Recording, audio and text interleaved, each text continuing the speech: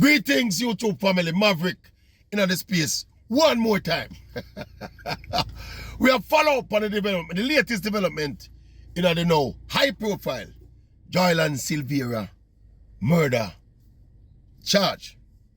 Alright, you know the last time we talked about it, we talked about the fact that the judge in the case stopped the media and family members from attending court. Alright, and the criticism of that particular decision still hot in Jamaica. So you want now, the judiciary now come out and defend the judge for making that decision based on the fact that she acted within the law. Now, I put it to the most noble judiciary that no one is contesting that what the judge did was not within the law. That is not the bone of contention. What some of us are contending is that not every single case involving every single Jamaican is handled the same way. And there's a particular stench of double standard about this particular decision. And that it is because it is a person from a certain political and social class in Jamaica why this decision was made. And the same considerations were not applied to other people who had to face the similar charges, similar circumstances. The judge claims it is protection and the safety of the witnesses and blah, blah, blah. All of them reasons they're given. But again, Judge, no one is arguing that you acted out of the purview of the law. What we're arguing is that we must treat every single Jamaican same way under the purview of the law. Plus, because the law says so as well, it don't mean you have to act this particular way as demonstrated by other cases. I was told that this was done based on a judicial discretion. Now, from the moment you mention discretion, that means that you had the option of acting another way. So, I think the judge and the judiciary miss the temperature of what the common man in the streets are say and what the common Jamaican are say. It's not that you're acting illegally, Judge. Nobody never said that. We just say, wait, why you treat JOYLYAN SILVERA and the people in and around this case differently than you would treat a little dirty footman from down a jungle, over Rima, down a back to, down a flankers, around a Moko. That way I say.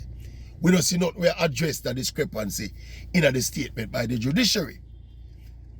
And as we say, we go deeper in it, that's a part of the problem of Jamaica.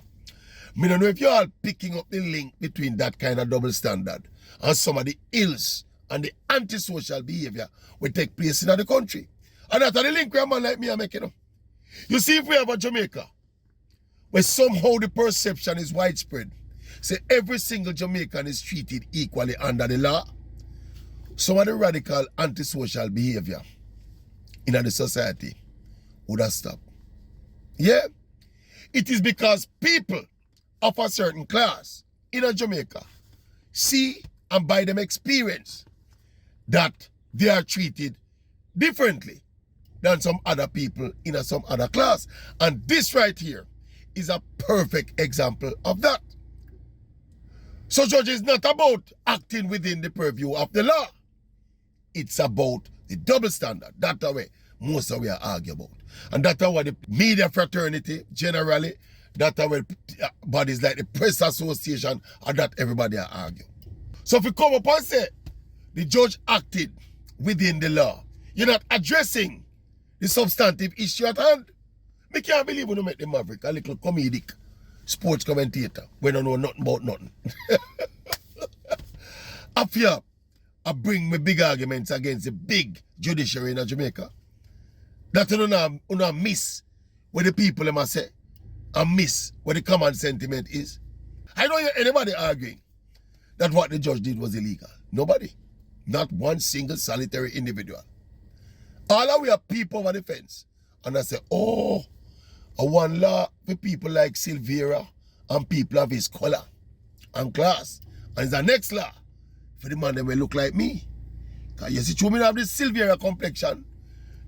See, something like this happened to me. Eh? you know, it's me and the people that will look like me substantively, you know, we will be treated differently. And of course, we hear a little story about on the place about some other people that are being interviewed in the case.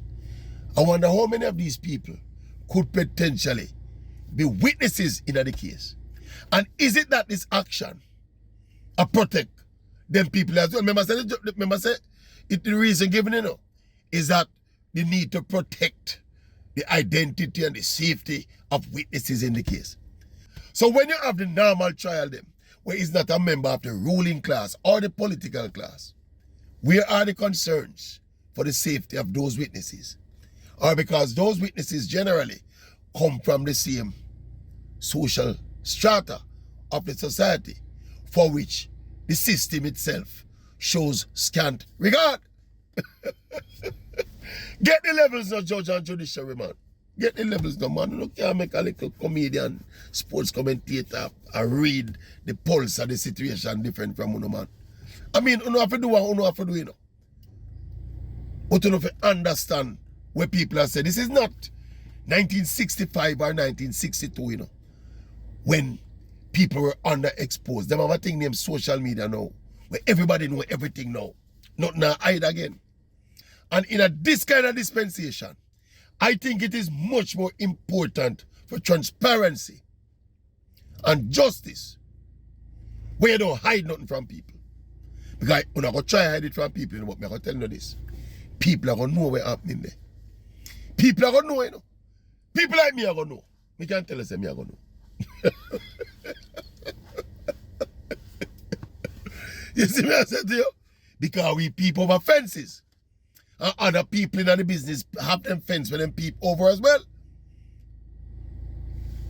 Anyway, judge and judiciary would I love, I don't know, you're not obligated to respond to them kind of queries. You know? This is not a press conference. It's like a question and answer press conference. But we just as me think gonna miss the mark on the substantive issue at hand. And you see justice? Justice in a civilized society, or a society that we hope to one day move totally into the space of civilization. The dispensation of justice cannot be seen to be biased and lopsided and one-sided. Can't. And at that we are trying to address in Jamaica. Not justice alone, you know. But I think it is fundamental for building a nation. Justice is one of the first things we have to be fair. Fair and impartial.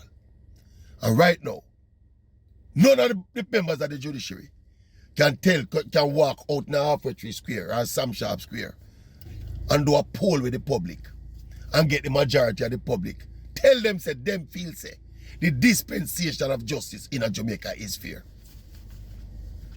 And it's not just a perception. It's a reality. As is being manifested by way of going in this case.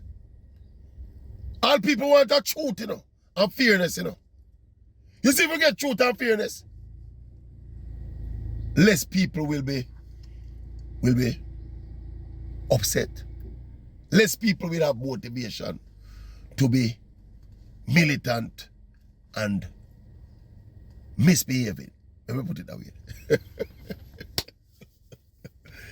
Anyway, people, it is what it is, you know. And I keep telling the people, them say, this is Jamaica. This is Jamaica. To Jamaica. One, for the uptown brown man. Two, the next one, for the downtown black man. To Jamaica. None where I'm not this case. Now change the perception then. So far.